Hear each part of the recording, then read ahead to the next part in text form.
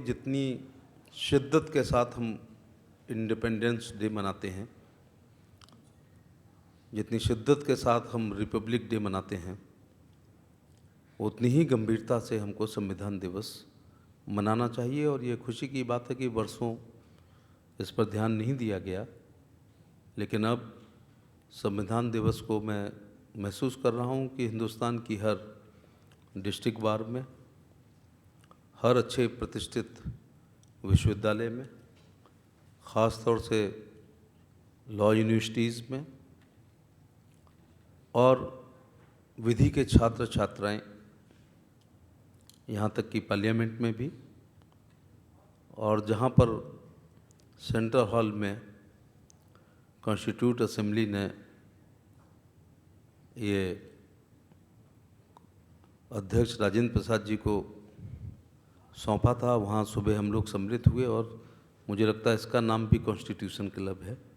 तो सही जगह पर हम इस सेमिनार को आयोजित कर रहे हैं। ये उन तमाम संविधान निर्माताओं के प्रति हम अपना आभार प्रकट कर रहे हैं।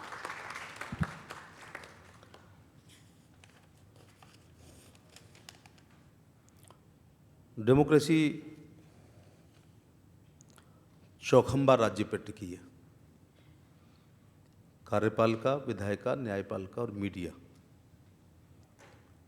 इसमें बैलेंस होना चाहिए। संविधान निर्माताओं ने सबके अलग अलग सीमाएं, अधिकार और कर्तव्य सब उल्लिखित हैं, बट एक बात नहीं समझ में आती है कई बार कि जब माननीय सर्वोच्च न्यायालय में कोई मामला होता है और 5 लोगों की वो बेंच होती है, तो जो संविधान के मर्मज्ञ हैं, लॉ कॉलेज से लेकर डिस्ट्रिक्ट कोर्ट होते हुए, हाई कोर्ट होते हुए सुप्रीम कोर्ट आते हैं, उनमें भी आपस में मतभेद रहता है। कई फैसलों को मैं देखता हूं कि 3-2 से होते हैं, 4-1 से होते हैं। बराबर टाई ना हो, इसलिए शायद वो विषम संख्या जजों की रखी जाती है। हमारे संविधान निर्माताओं ने अपने हिसाब से सब कुछ साफ साफ लिखा हुआ है और हमें एक दूसरे के अधिकार क्षेत्र में दखलंदाजी भी नहीं देनी चाहिए। फंडामेंटल राइट्स और फंडामेंटल ड्यूटीज़ के बारे में लगभग सभी वक्ताओं ने अपने विचार व्यक्त किए। पैदा होते ही अधिकार तो पता चल जाते हैं, बुढ़ापे तक कर्तव्य नहीं पता चलते।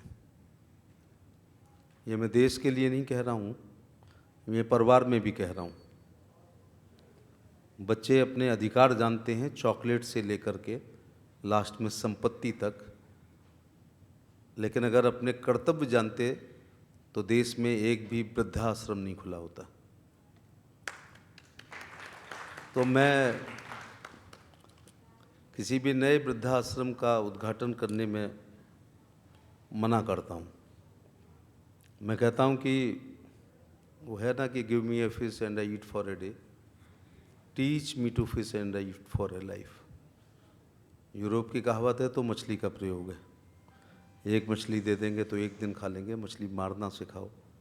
तो मैं कहता हूँ कि नई पीढ़ी को हम सिखाएं कि आपके सामाजिक कर्तव्य क्या हैं, आपके पारिवारिक कर्तव्य क्या हैं, और फंडामेंटल ड्यूटी तो है ही, लेकिन फैमिली ड्यूटी तो जिनके बच्चे ना हो, निसंतान हो, उनका तो समझ में आता है वृद्धाश्रम, लेकिन जिनके बच्चे हैं वो वृद्धाश्रम में क्यों जा रहे हैं? अगर हम फंडामेंटल ड्यूटीज़ बाद में हैं, अगर हम अपने बच्चे की ड्यूटी, अपने एक परिवार के कर्तव्य को निभाना जानते होते, तो अमेरिका कहता है कि वो लार्जेस्ट नहीं, ओल्डेस्ट डेमोक्रेसी है। मैं इस बात से बहुत सहमत नहीं हो पाता हूँ, और हमको लार्जेस्ट डेमोक्रेसी कहा जाता है आबादी के अनुसार। कि 122 करोड़ का देश है तो हम सबसे बड़ा लोकतंत्र हैं, वो पुराना लोकतंत्र है। बीच के कालखंड को सोच दें तो दुनिया में, छोड़ दें तो दुनिया में एक भी उदाहरण ऐसा नहीं मिलेगा कि मोनार्की में डेमोक्रेसी हो। ये केवल भारत है। त्रेता में गुड गवर्नेंस तो थी, चाहे लोकतंत्र हो, चाहे सैनिक तंत्र हो या राजशाही हो। अभी तक सबसे अच्छा राज्य राम राज्य कहलाया है। और एक हिसाब से देखा जाए तो राम राज्य राजतंत्र था, मोनार्की थी। शायद अभी भी हम उतनी डेमोक्रेसी तक नहीं पहुँचे हैं जो त्रेता में थी। 5200 साल तो द्वापर को हो गए हैं कृष्ण जी को, लाखों का एक युग होता है। त्रेता में एक अंतिम अनुसूचित जात का व्यक्ति धोबी अपनी राजा की पत्नी के चरित्र पर अपनी बात कह सकता था। तो अमेरिका की खोज कब हुई है आप पता करो, ये आपको पता करना है। लेकिन त्रेता में हमारे यहाँ सर मैं थोड़ा सा इंटरप्ट अगर कर सकूं आपकी बात के बीच में। जी जी। आज की डेट में लॉर्ड मैकाले ने जब पार्लियामेंट में स्पीच दी थी यूके के अंदर, उसने क्या कहा, हमारी कल्चर इतनी स्ट्रांग है, हमें गुलाम बनाकर नहीं रख सकते। अगर हमें गुलाम रखना है तो हमारी कल्चर को ख़त्म करो। और कल्चर को कैसे ख़त्म करो? हमने मून को बताया था डिस्टेंस, हमने जीरो भी बताइए, जीरो बताया। पूरी दुनिया का लेटीट्यूड लॉन्गिट्यूड बताया था। हिस्ट्री में कौन बता रहा? मून किसने डिस्कवर करा? अंग्रेजों ने। अच्छा रहा मुझे छेड़ के मेरा भाषण अच्छा कर दिया। अब मैं जो विभाग ने रमन भाई दिया है वो तो मैं अब कुछ बोल नहीं रहा। अब मैं आपसे दिल से बात कर रहा हूँ कि जो लोग लोकतंत्र की बात करते हैं हमारे यहाँ इतना, और राम ने उनकी बात भी मानी, सीता को अग्नि परीक्षा देनी पड़ी। अब विश्व के ये जो ओल्डेस्ट डेमोक्रेसी वाले अपना एक उदाहरण देते हैं। मैं बहुत अंग्रेजी साहित्य पढ़ता नहीं हूँ, आप लोग पढ़ते हो तो बता दें कि उनके यहाँ 4-6 लाख साल पहले ऐसी कोई घटना हुई हो तो हम उनको ओल्डेस्ट डेमोक्रेसी तब मानेंगे जब वो ऐसे किसी इंसिडेंट का। और जहाँ तक राम की बात है, ये गुलशन नंदा, प्रेम वाजपेयी, रानू, इब्ने सफ़ी BA, जेम्स हेडली चेइस या आर्थर कॉनन डायल के पात्र नहीं हैं।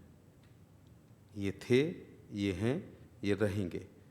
क्योंकि राम के समकालीन वाल्मीकि जी ने जो रामायण लिखी है या रामचरितमानस जो गोस्वामी जी ने लिखी है, अकबर के समकालीन थे। विषय से हट रहे हैं, लेकिन ओल्डेस्ट और बिगेस्ट डेमोक्रेसी के बीच की बहस को मैंने शुरू कर दिया है। क्या कभी किसी ने कहा है समकालीन लेखक ने वाल्मीकि जी के, अगर राम जी ना होते, कि राम की माँ का नाम कौशल्या नहीं था, वो तो और कुछ था, लक्ष्मण की माँ का नाम ये नहीं था, या भरत की माँ का नाम कैकेयी नहीं था, या पिताजी दशरथ नहीं थे, या बेटे लवकुश नहीं थे, 3-4 और थे, या 4 भाई राम लक्ष्मण भरत शत्रुघ्न नहीं थे, वाल्मीकि जी 5वें का नाम भूल गए, या पत्नी सीता नहीं थे, या लक्ष्मण की पत्नी उर्मिला नहीं थी। अगर आज हमें अपने सेक्रेटरी का नाम याद है तो उस समय भी दशरथ के सचिव सुमंत जी होते थे। तो हम दूसरे पक्ष की तरफ ले लें, क्या किसी ने ये कहा है कि रावण की पत्नी का नाम मंदोदरी नहीं था, उसका और कोई था, या उसका बेटा मेघनाद नहीं था, या भाई कुंभकर्ण नहीं था, या उसकी बहन शूर्पणखा नहीं थी? अगर ये सब सच नहीं होते तो उस समय के समकालीन राइटर आपकी हाई कोर्ट में रिट कर देते, सुप्रीम कोर्ट में रिट कर देते कि छेड़छाड़ हो रहा है कल्चर के साथ। तो जो आपने कहा कि हमने जीरो बनाया, और जो आपने मून की बात कही है, हनुमान चालीसा में है ना कि लीलोता है मधुर फल जानू, वो युग सहस योजन पर भानु, लीलोता है मधुर फल जानू। तो अभी तो इन गोरों को, माफ़ करना यहाँ बैठे हुए हैं, मेरी बात नहीं समझ रहे होंगे, अभी वर्षों लगेंगे। वो इसलिए लगेंगे, हम विश्वगुरु थे, हम नहीं हैं, हम बनेंगे। हो सकता है इसी कालखंड में हम बन जाएं, क्योंकि जेल वेर्ने किस देश के हैं यहाँ ये? स्वीडन से चलता है। अच्छा, स्वीडन से हमारी ज़्यादा लड़ाई नहीं है।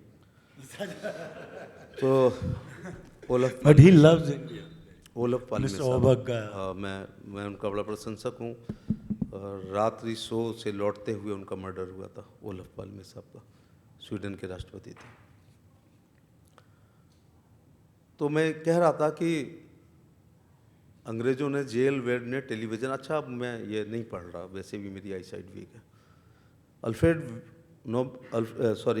जेल वेर्ने टेलीविज़न 1900 कुछ में बनाया हुआ। मैंने फिर कहा मैं गूगल नहीं सीख पा रहा हूँ, लेकिन हमारे पास प्रयागराज में भारद्वाज ऋषि जी ने पुष्पक बनाया था। हाईजैक उस समय भी होता था, रावण लेके गया। अगर आप फिर कहें तो मैं दूसरे और बिंदु पर आ जाऊं कि हम विश्वगुरु थे कि जी बीच में छेड़ दूं। हाँ जी, अभी अगर आप लोग रिसर्च करो तो साउंड में इतनी पावर है कि ट्यूमर जी फाइब्रोसिस खत्म हो जाते हैं। साउंड से ये चीज़ उड़ने लगती है। शायद ये स्वीडन में एक हुआ है टेस्ट यहाँ मैक्सिमम। जेल वेर्ने टेलीविज़न अभी बनाया। हम कुरुक्षेत्र के युद्ध में हस्तिनापुर में संजय देखते हुए धृतराष्ट्र को सुना रहे थे। राइट ब्रदर्स ने वो हवाई जहाज एक छोटा सा बनाया था। हम पुष्पक बना चुके हैं जो वातानुकूलित था, इच्छा अनुसार था। हम फायर प्रूफ जैकेट अभी अपने फायरमैन्स को नहीं दे पा रहे हैं, लेकिन प्रहलाद की बुआ